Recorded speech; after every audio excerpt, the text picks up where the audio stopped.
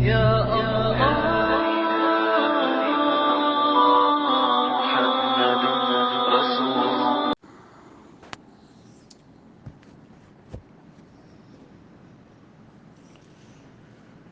أعوذ بالله من الشيطان الرجيم. بسم الله الرحمن الرحيم. وإذ غدوت من أهلك تبوئ المؤمنين مقاعد للقتال والله سميع عليم. إذ همت طائفتان منكم أن تفشلا والله وليهما وعلى الله فليتوكل المؤمنون.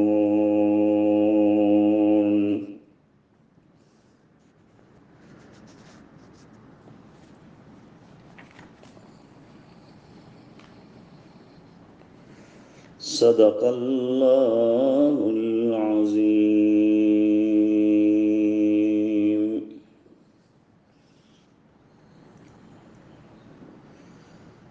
گزشتہ درس میں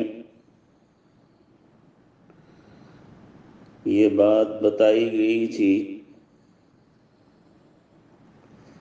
کہ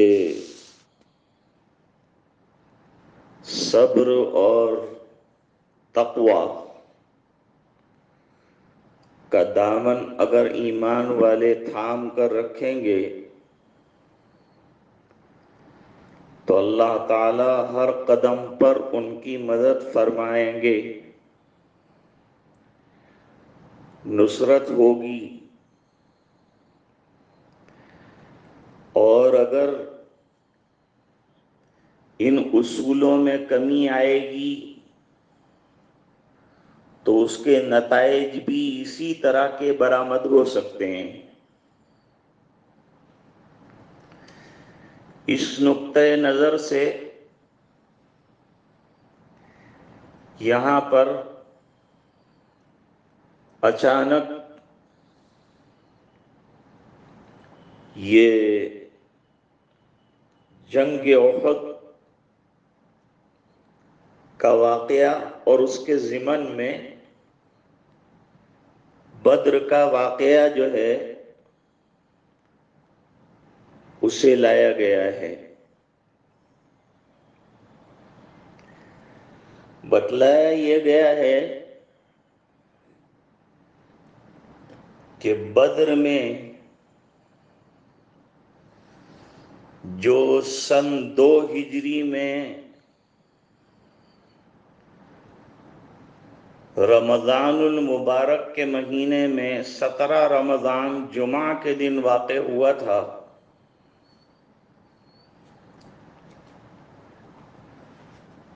مقام بدر یہ مدینہ منورہ سے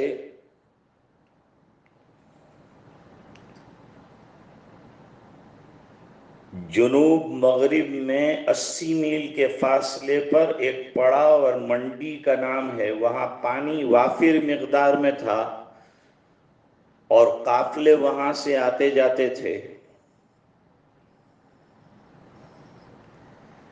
مسلمانوں کی کمزوری کا عالم یہ تھا کہ سامان ان کے پاس بہت کم تھا، اسباب کم تھے.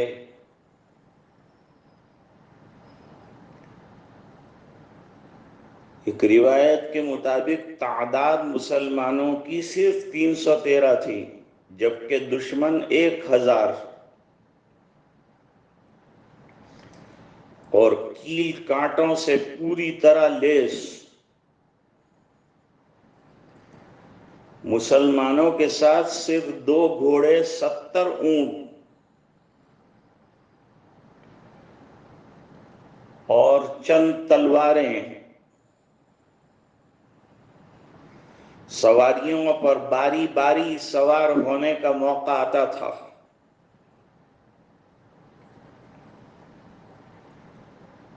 لیکن وہاں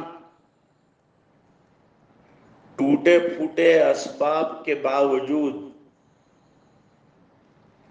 اللہ تعالی کی ذات پر مکمل بھروسہ اور تقوی، اللہ کے علاوہ کسی کا ڈر نہیں،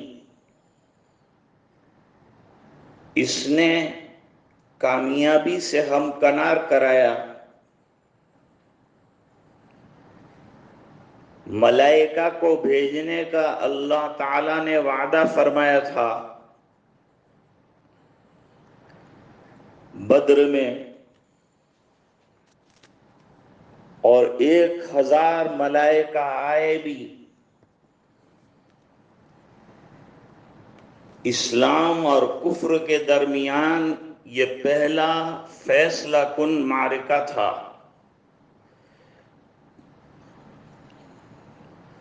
دشمن پوری طاقت کے ساتھ چڑھ کر آ گیا تھا، لیکن اللہ کی مدد شامل حال رہی، اور اللہ تعالیٰ نے وہاں فتح و ظفر سے نوازا، اور 70 لوگ، اردو میں 70 کہتے ہیں، 70 سورما اور مشرکین بڑے بڑے مارے گئے، اور 70 قید ہوئے جن کو فدیہ دے کر چھڑوانا پڑا۔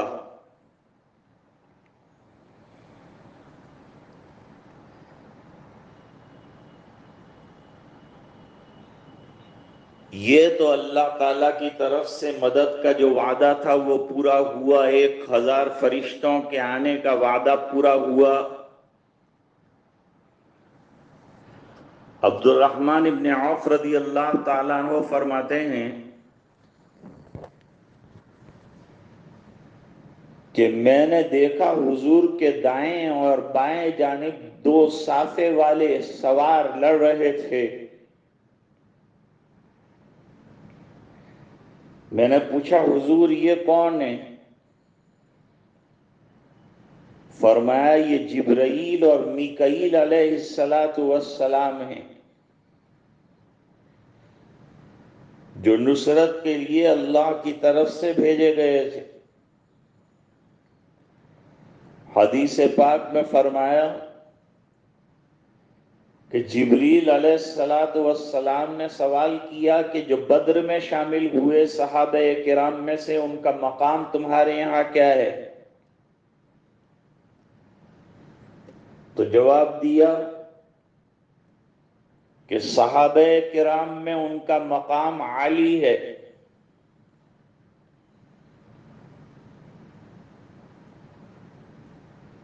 تو حضرت جبریل علیہ السلام نے فرمایا کذالک عند الملائکہ، وہ ملائکہ جو بدر کے لیے بھیجے گئے تھے ان ملائکہ کا غیر بدری ملائکہ کے مقابلے میں درجہ اللہ کے یہاں اونچا ہے۔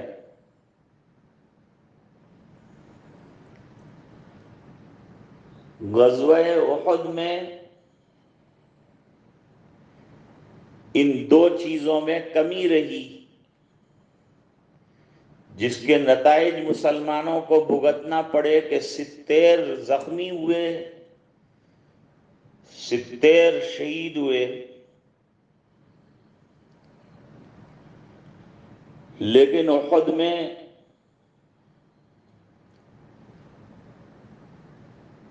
صحابہ کرام کی بے مثال جانثاری بھی سامنے آئی۔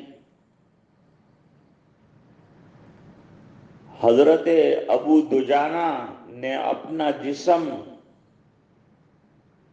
سامنے کر دیا، حضور پاک صلی اللہ علیہ وسلم کا ساتھ نہیں چھوڑا، سینے پر تیر کھاتے تھے۔ انس ابن نضر کہتے ہیں کہ مجھے تو احد سے جنت کی خوشبو آ رہی،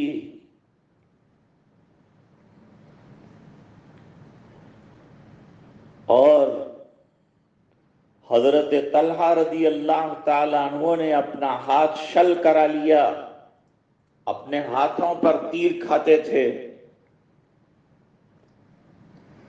چند صحابہ کرام احد کے اندر حضور کے ساتھ رہ گئے تھے، باقی زیادہ تر پسپا ہو گئے تھے اور منتشر ہوئے تھے،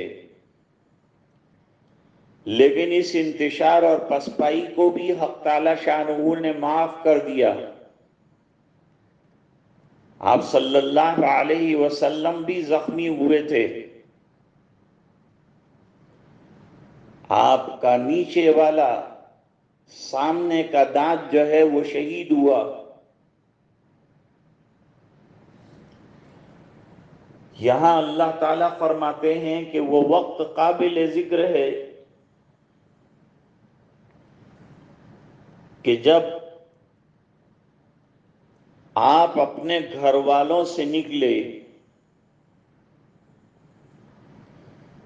یہ غزوہ احد کا تذکرہ کیا جا رہا ہے۔ سن 3 ہجری میں 12 یا 13 شوال جمعہ کا خطبہ ارشاد فرمانے کے بعد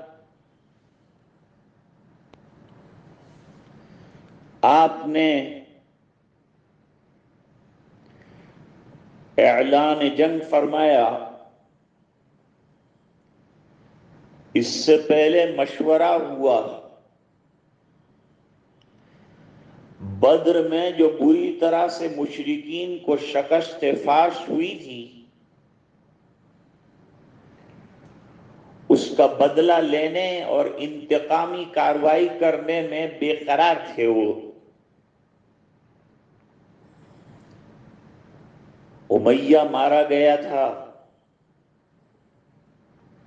بڑے بڑے سردار عتبہ شیبہ کام آئے تھے،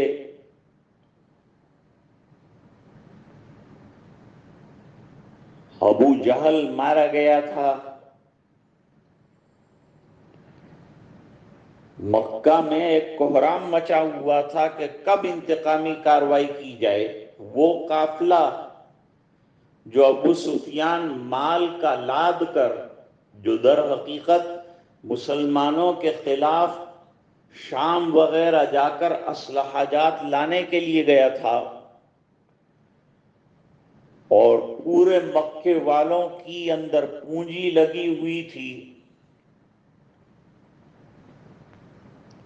سب نے وہاں مشورہ کیا کہ یہ سب پورے قافلے کا مال محفوظ کر لیا جائے اور مسلمانوں کو ختم کرنے میں ان اسلحہ جات کا استعمال کیا جائے۔ جب حضور پاک صلی اللہ علیہ وسلم کو اس کا پتہ چلا تو چونکہ ہجرت کے بعد سے ہی لگاتار مشرکین مکہ الٹیمیٹم دیتے تھے، مسلمانوں سے کہتے تھے کہ آتے جاتے تم کو اجاڑیں گے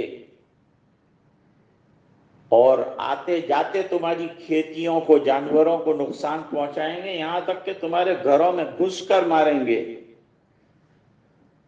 بتلائیے اب ایسی پوزیشن میں مقابلہ کرنا اور اپنا دفاع کرنا کیا جرم کی بات ہے؟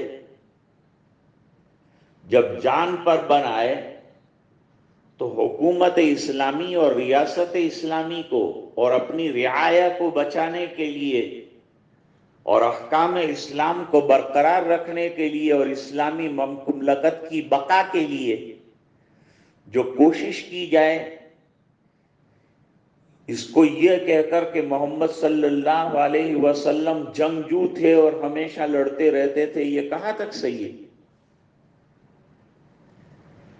ہمارے گھر میں کوئی چڑھ کر آ جائے اور مقابلے کے در پہ ہو اور گھر میں سب کو مار رہا ہو اور ہم صلح کل ہو کر بیٹھ جائیں، تو یہ کس حد تک صحیح ہوگا؟ کیا اپنا دفاع کرنا ایسے موقع پر بھی جائز نہیں ہے؟ حدیث میں تو یہاں تک فرمایا کہ من قتل دون مالہ فہو شہید، جو اپنے مال کی حفاظت کرتے ہوئے مارا گیا وہ شہید کا مرتبہ پائے گا. مال بیکار چیز تھوڑی ہے. اس کی بقا کے لیے تو یہاں تو ایمان کی بقا، جان کی بقا، ملک کی بقا کے لیے یہ سب معاملے ہو رہے تھے.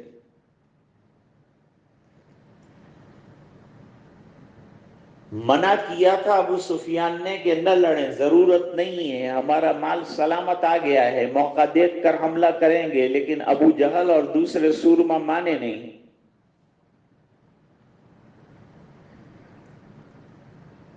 خیر وہ جنگ تو ہو گئی. غیروں نے بھی لکھا، پروفیسر ہیٹی وغیرہ نے بھی لکھا کہ یہ ایک انقلابی جنگ ہوئی جس میں مسلمانوں کا پلہ نمایاں طور پر بھاری رہا.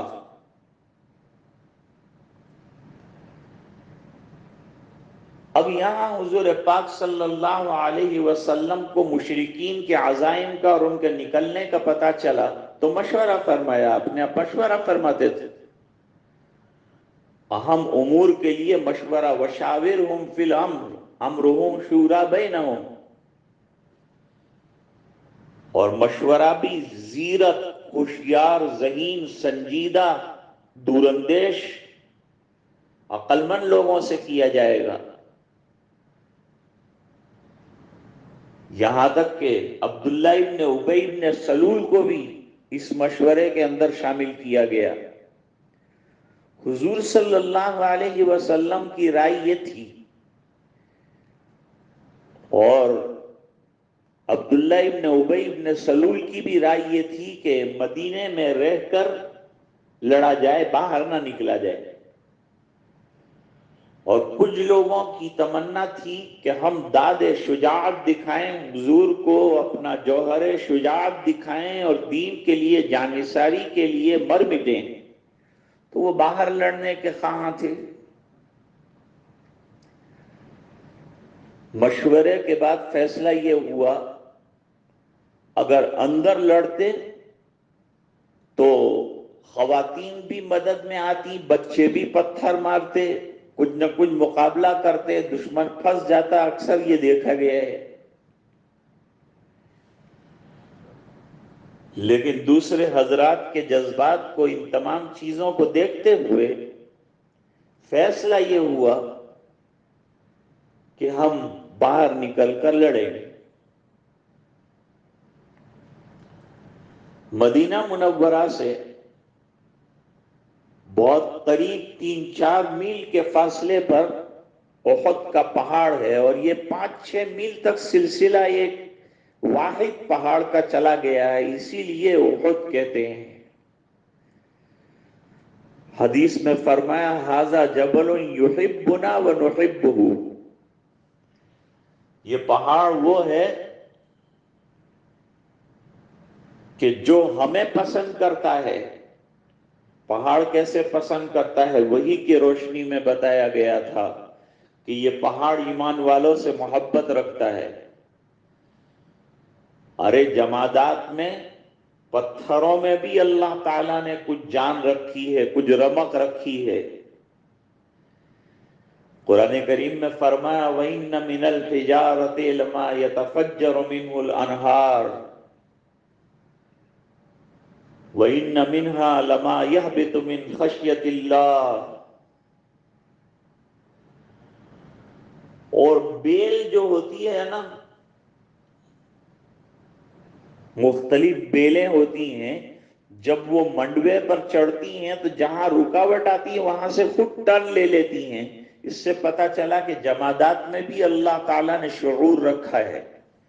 تو یہ پہاڑ میں شعور رکھا تھا.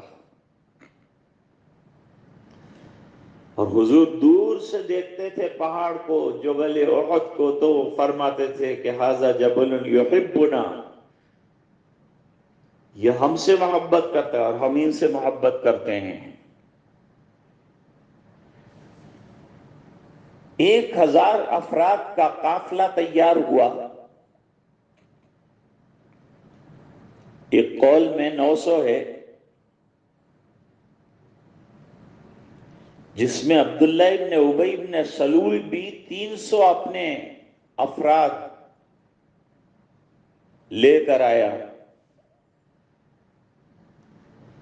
لیکن آدھے راستے سے اس کی عادت کے مطابق مسلمانوں کی کمر اور ان کی ہمت کو پست کرنے کے لیے چلا گیا، واپس گیا۔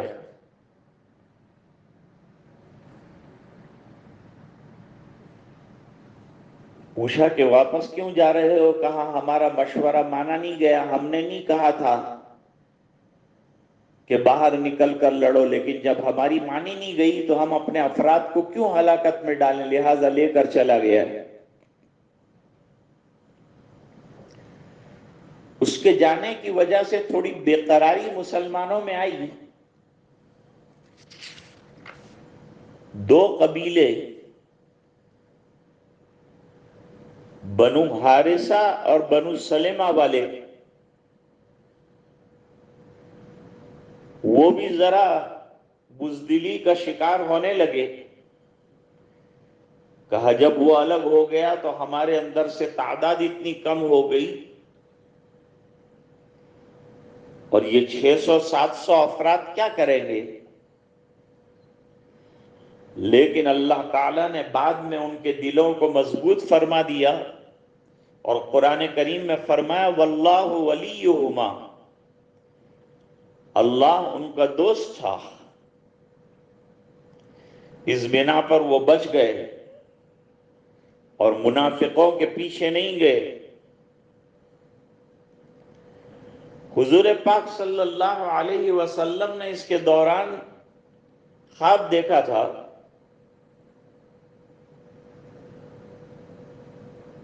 جس کی تعبیر خود آپ نے بیان فرمائی ہے۔ فرمایا خواب میں ایک ذبح شدہ گائے دیکھی، جس کی تعبیر یہ ہے کہ ہمیں خیر حاصل ہوگی، اور خواب کا دوسرا حصہ کہ میں نے اپنی تلوار ذوالفقار کو حرکت دی تو وہ ٹوٹ گئی، اس میں دندانے پڑ گئے، اس کی تعبیر یہ ہے کہ ہمیں ہزیمت ہوگی۔ مورخ ابن ہشام لکھتے ہیں کہ تلوار میں دندانے پڑنے کی تعبیر میں حضور پاک صلی اللہ علیہ وسلم نے فرمایا کہ میرے اہل بیت کا ایک شخص شہید ہوگا۔ چنانچہ اسی غزوے میں سید الشہداء حضرت امیر حمزہ رضی اللہ تعالیٰ عنہ شہید ہوئے۔ خواب کا تیسرا جز حضور پاک صلی اللہ علیہ وسلم نے فرمایا میں نے ایک محفوظ مقام پر زرہ میں ہاتھ ڈالا، آپ نے فرمایا اس سے مراد مدینہ منورہ ہے۔ بہرحال مشورہ ہو گیا تھا، آپ گھر میں گئے، حضرت عائشہ رضی اللہ تعالی عنہا کے حجرے میں تھے اس وقت۔ من اہلی کا وَإِذْ غَدَوْتَ مِنْ اہلی کا، شیعہ جو ہیں حضرت عائشہ کو اہل بیت میں نہیں گنتے، خارج گنتے ہیں، لیکن مفسرین فرماتے ہیں حضرت عائشہ رضی اللہ تعالی عنہا کی یہاں سے نکلنے کو اللہ تعالیٰ فرماتے ہیں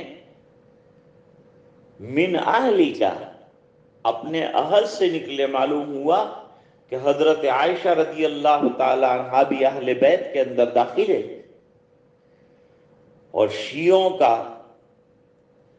یہ جھوٹ ہے اور ان کی بات لچر ہے۔ یہاں چند لوگوں نے مشورہ کیا کہ حضور کی مرضی معلوم نہیں ہوتی ہے نکلنے کے سلسلے کی،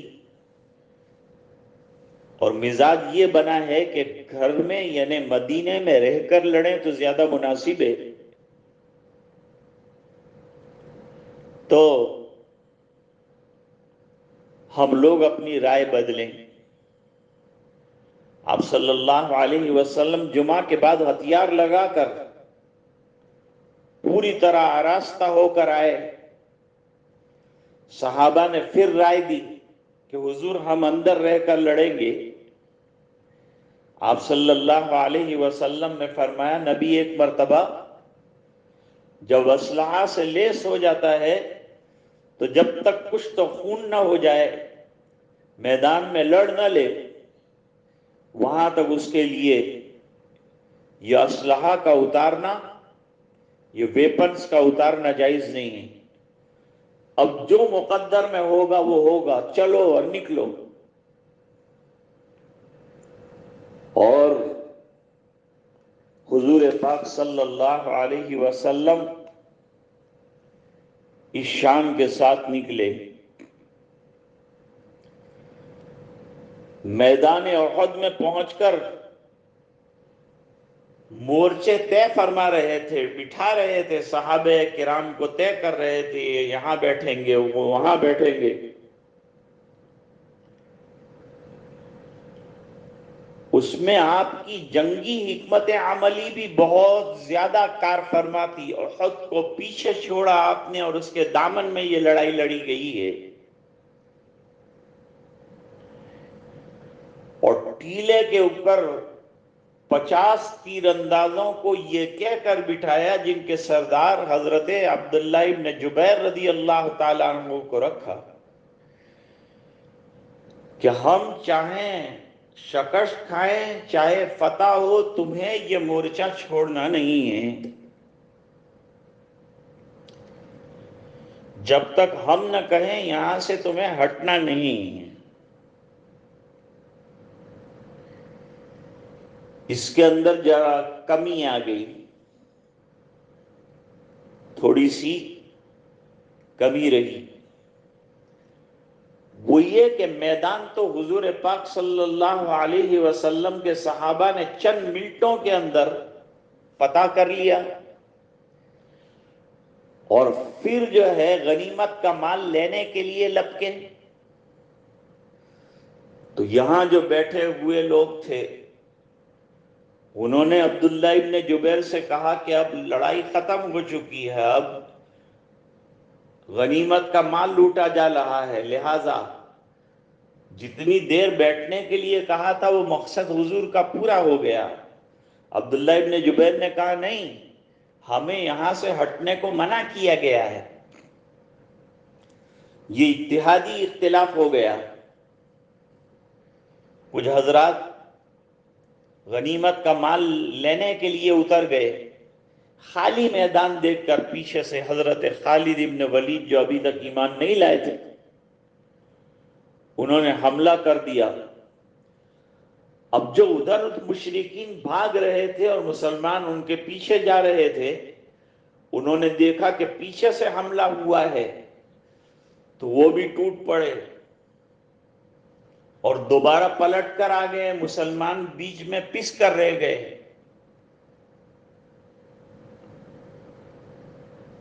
حضور پاک صلی اللہ علیہ وسلم زخمی ہوئے. مصعب ابن عمیر رضی اللہ تعالیٰ عنہ شہید ہوئے.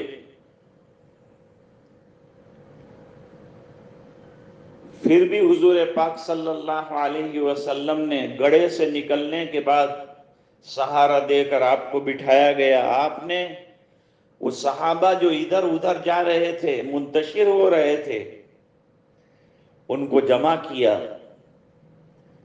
اور فرمایا ہلموا الیہ عباد اللہ، اللہ کے بندو ادھر آؤ، ادھر آؤ. احد کے پہاڑ میں تمہیں پناہ نہیں ملے گی، دامن رسول میں پناہ ملے گی. میری مخالفت کرنے سے تم کامیاب نہیں ہو سکتے. اللہ کا ڈر رکھو، میدان میں جمے رہو. 10 یا 11 صحابہ حضور کے پاس رہ گئے تھے، باقی حضرات بکھر گئے تھے. کسی نے یہ بات چلائی تھی مصعب ابن عمیر کی شہادت پر کہ حضور کی شہادت ہو گئی، تو بڑے بدحواس ہوئے صحابہ کرام کہ اب ہم جی کر کیا کریں گے جب حضور ہی نہیں رہے. پھر کسی نے اعلان کیا کہ نہیں، آپ صلی اللہ علیہ وسلم زندہ اور سلامت ہیں. پھر لوگوں کے اندر ایک ہمت آئی، ایک جوش آیا. اور اس جوش کے اندر مقابلے کے لیے تیار ہوئے. پھر دوبارہ جو ہے مٹ بھیڑ ہوئی اور ابتدائی وہلے میں جو شکست ہوئی تھی اس کا بدلہ لیا اور دوبارہ میدان جو ہے مسلمانوں کے ہاتھ آیا. لیکن نقصان یہ ہوا کہ 70 کے قریب صحابہ کرام جاں بحق ہوئے، جن کی تمنا پہلے سے یہ تھی کہ ہمیں جام شہادت نوش کرنے کا موقع ملے. اللہ تعالیٰ نے ان کی تمنا کو پورا فرما دیا. اور کمی یہ رہی کہ حضور پاک صلی اللہ علیہ وسلم کے ارشاد کی خلاف ورزی اور آپس کے تھوڑے سے اختلاف کی وجہ سے اتنا نقصان جو مقدر میں تھا ہو گیا. اس کی طرف اللہ تعالیٰ نے یہاں پر خاص طور سے اشارہ فرمایا ہے اور وہ دونوں قبیلوں کا بھی تذکرہ فرمایا ہے جو بچھڑ جانا چاہتے تھے. یہ دو قبیلے بنو سلمہ اور بنو حارثہ، ایک اوس خاندان سے تعلق رکھتا تھا، دوسرا خزرج سے تعلق رکھتا تھا. عبداللہ ابن ابی ابن سلول کا چلا جانا ان کے اوپر اثر انداز ہوا. وہ یہی بکھیر اور اختلاف ڈالنے کے لیے اور پھوٹ ڈالنے کے لیے چلا گیا تھا جو اس کی ریشہ دوانیاں ہمیشہ رہتی تھی. پھر بھی حضور پاک صلی اللہ علیہ وسلم نے اپنے حسن اخلاق کو نہیں چھوڑا. اس شخص کی صلاۃ جنازہ بھی پڑھائی، حالانکہ حضرت عمر رضی اللہ تعالیٰ عنہ نے منع کیا تھا. اللہ فرماتے ہیں کہ پھر ان کے دل میں اچانک قوت ڈال دی گئی اللہ کی طرف سے، واللہ ولیہما، اور فرمایا کہ اللہ کی ذات پر ایمان والوں کو چاہیے کہ توکل کریں، بھروسہ کریں، اعتماد کریں. ایمان والے اسلحہ جات اور اسباب کو نہیں دیکھتے بلکہ وہ اللہ کی ذات پر نظر رکھتے ہیں، اپنے ایمان کی حفاظت کا جتن کرتے ہیں. اور اللہ تعالیٰ نے احد میں بھی اپنی مدد سے ان کو بچایا اور حفاظت فرمائی. توکل پر لمبی بحث کی گئی ہے. کیا اسباب وغیرہ سب چھوڑ کر صرف اللہ کی ذات پر بھروسہ کیا جائے؟ اسباب بالکل نہ جمع کیے جائیں اور نہ اختیار کیا جائے؟ اسباب کا راستہ؟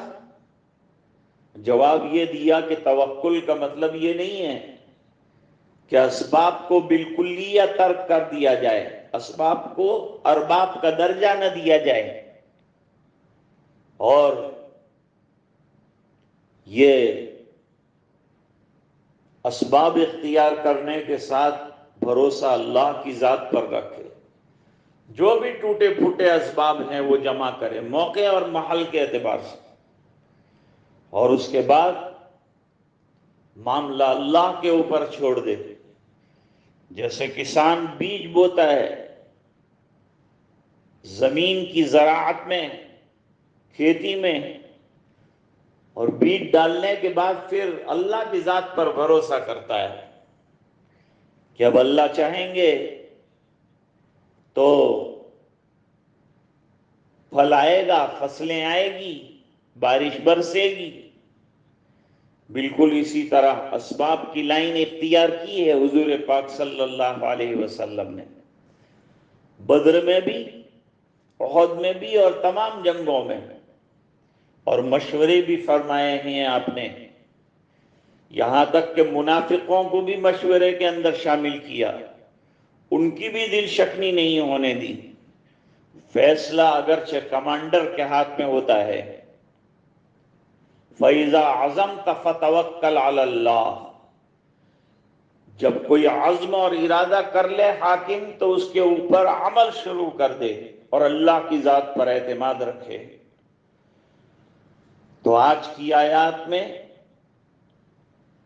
اصل بحث جنگ احد کی ہے کہ وہاں کچھ کمی رہی، آپ صلی اللہ علیہ وسلم کی بات نہیں مانی گئی، تھوڑا سا اختلاف واقع ہوا، حضور کے اشارے کے خلاف کیا گیا تو اس کا خمیازہ بھگتنا پڑا۔ سرکار کے طریقے کے خلاف اور آپ کے حکم کی خلاف ورزی کرنے میں نقصان ہے دنیا کا بھی، وہ بھی سامنے آیا، اور دین کا نقصان ہے، اللہ ناراض ہوتے ہیں نبی کو ناراض کرنے سے، یہ بھی سامنے آیا۔ آج کا سبق اتنا ہی ہے، انشاءاللہ غزوہ بدر کی کچھ تفصیل اور وہاں کی کامیابی جو ضمنی طور پر اللہ تعالیٰ نے بیان فرما کر یاد دلایا کہ وہاں نہتے تھے، کم تھے، پھر کامیاب ہوئے، یہاں تو تمہاری تعداد زیادہ تھی، تو مت سمجھو کہ تعداد کی بنیاد پر اور نمبرات کی بنیاد پر اور عدد کی بنیاد پر جنگیں جیتی جاتی ہیں اور کامیابیاں حاصل ہوتی ہیں۔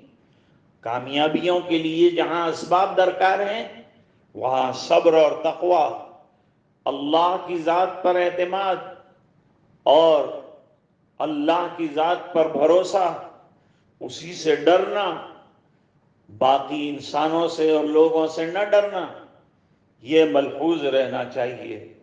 اللہ تعالی ہمیں سمجھنے کی اور قرآن کریم کی فہم کی توفیق سعید عطا فرمائے، آمین یا رب العالمین۔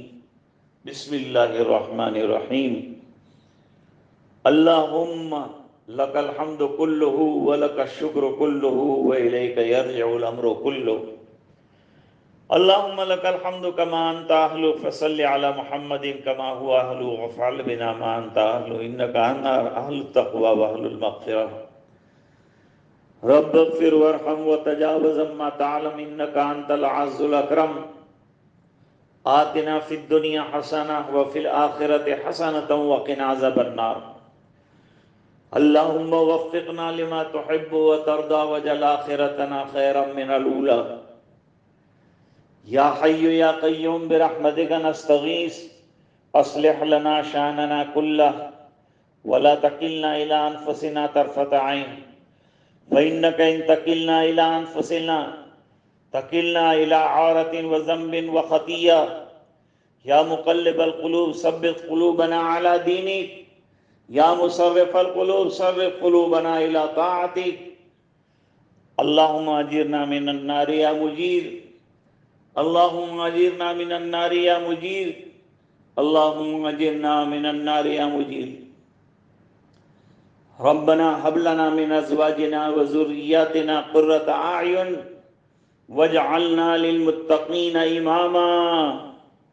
اے اللہ ہمارے گناہوں کو معاف فرما، اے اللہ تو رحمان ہے، تو رحیم ہے، تو غفار ہے، تو ستار ہے، اے اللہ پردہ پوشی کا معاملہ فرما، دنیا میں ہمارے گناہوں پر تو نے پردے ڈال دیے، اے اللہ کل آخرت میں بھی ستاری کا معاملہ فرما، اے اللہ اس وبا اور اس بلا کو اپنے فضل سے ختم فرما، اور جو لوگ اس کی لپیٹ میں آئے ہوئے ہیں اللہ ان کو شفاء کاملہ عطا فرما، ان کی بیماریوں کو دور فرما، جتنے بیمار ہیں تمام کو شفا عطا فرما، اے اللہ ایمان والوں کی مغفرت فرما، اے اللہ جو مرحومین مرحومات ہیں جنت میں اعلیٰ اور بالا مقامات عطا فرما، اپنی رضا دائمی عطا فرما، اے اللہ یہ روزے کا مہینہ رمضان کا مہینہ ہے، اے اللہ اپنے فضل سے ہمیں نواز دے،